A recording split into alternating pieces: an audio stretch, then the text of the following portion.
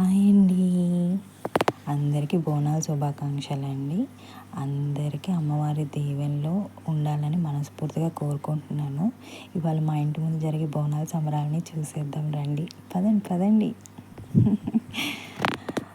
అబ్బా, అమ్మవారి ముందు ఆ హడావిడి అంతా చూస్తుంటే అసలు ఎంత కనుల విందుగా ఉందో అండి. ఇదంతా మీతో పాటు షేర్ చేసుకుందామని ఇంటి పైనుంచి నేను వీడియో షూట్ చేస్తున్నాను.